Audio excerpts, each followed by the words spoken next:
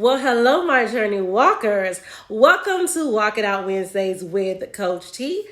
That would be me. And this is where I try to give you some words to live by so that as we are walking out this journey called life together, we all can get better at that walk. So, this is week 3 of my Walk It Out Wednesdays series that I have dedicated to the healing and restoration of women. So, the past 2 weeks, we have been establishing our identity. We did that first by embracing our self-worth and then learning to be our authentic selves and being unapologetically in doing so. So I want you to make sure that you go back and watch those videos, both of them. I do have some wonderful exercises in both of those videos that I really believe is going to help you to establish your identity. So definitely go back and watch those replays. Okay, thank you so much. So we are now moving on to the spring cleaning phase in our series. So tonight we're going to be talking about ditching your emotional baggage. Again, ditching your emotional baggage. Emotional baggage is simply unresolved trauma. So when people say things like, I have emotional issues, what they're really telling you is that I'm wounded and I don't know how to heal. So healing wounds requires that you first identify the source of its infliction. And trauma, as the way I see it, is generally inflicted in these 2 ways. Number 1, blunt, forced trauma to the head. Now, why did I call it that? Here we go. Because people can affect you, and things and situations can affect your ability to think and understand to the point where you can't even no longer determine who you are, what you are, when you are, where you are, and even how you are. And that affects your way to understand and maintain your way to live. When you can't think, you're paralyzed. You lose your memory, you lose your identity. It's like you're essentially walking around in a coma. And there are 3 major things that I believe that can directly be responsible for placing someone in this type of state of mind. First is verbal abuse. Constant verbal degradation plays heavily on your mind. It diminishes your self-esteem, it shatters your confidence, and it makes you question or doubt your self-worth. Second, physical abuse. Constant physical abuse renders you helpless and hopeless, and it makes you feel stuck and stagnant. The third being controlled. Verbal and physical abuse are usually the tactics of a controlling person. Victims are often taught not to trust in their own ability, not to trust their own thoughts. If you're living this tragedy, then you probably feel incapable, inferior, and it breeds insecurity to the point where you're afraid to embrace your own individuality because you've been brainwashed to believe that you don't have what it takes to stand alone. When we experience either of these, it feels like all of your own thoughts are just being knocked around in your head and you can't make sense of any of it. Every incident is a massive blow to your mental stability. And I gotta tell you, the battle for the mind is ongoing and it is real. And without healing, it's next to impossible to trust again. Here's the second thing. A dagger to the heart. Man, a dagger to the heart will change your life. People can, and situations and the way just life's challenges can really hurt you to your core with their words and behaviors. When you are hurt by those that you love, it breaks you and it leaves you feeling empty inside. I know because I've been there. The major causes are, again, verbal abuse. But in this sense, they're statements that are targeted to hurt your feelings, to evoke an emotional reaction from you. Example, I say I hate you simply because I want you to feel something similar to what I feel or felt. And it doesn't even have to be because you did something directly to me. Maybe I'm punishing you for something that someone else did to me long before you ever entered my life. Okay? The one thing that can be directly responsible for this state of the heart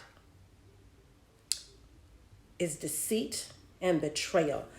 Now, the first thing that comes to people's mind when you talk about deceit and betrayal, and you hear these words, is infidelity in a relationship. But have you ever known someone to confide in an authoritative figure and then only to discover that everybody now knows the secret that they told? Have you ever seen best friends fall out with each other? I mean, completely fall out with each other because one cheated the other out of money that was rightfully theirs. Have you ever observed your boss stealing the ideas of their direct reports? It might have been you, and presented them as their own. Do you know of a child that has stolen from their parents? They've stolen their mother's jewelry, only to trade it for drugs. These are all examples of deceit and betrayal at the hands of people that the victims loved and trusted. These are the same people that claim to love and trust them. Experiencing deceit and betrayal is like being stabbed in the heart. And if you don't heal, what's going to happen is you're going to bleed all over everything you touch, including people. Additionally, your heart will become hardened and closed. Yes, your heart will be protected from being hurt, but you'll miss all of the opportunities to be loved. You'll purposely push people away who truly have good intentions toward you. Unresolved trauma takes up space in our minds and our hearts, and it affects the relationships that we attempt to engage in. The struggle for emotional and mental wholeness renders us incapable of being open enough to connect with people. Here is the good news. Healing can be yours. All you have to do is decide you're ready to let go. So the first thing that we're going to do is we're going to make a few declarations over our minds and our heart. Okay? So take a deep breath, settle your mind, relax, get everything together that you need to release, and repeat after me. Number 1, I forgive every person and every situation that has hurt me in any way. I release every person that has mishandled me from the obligation of remorse. They owe me nothing. I give myself closure from all unresolved situations. Explanations and unspoken words are no longer needed, and all is well. I am not damaged goods. I am worthy of recognition and friendship.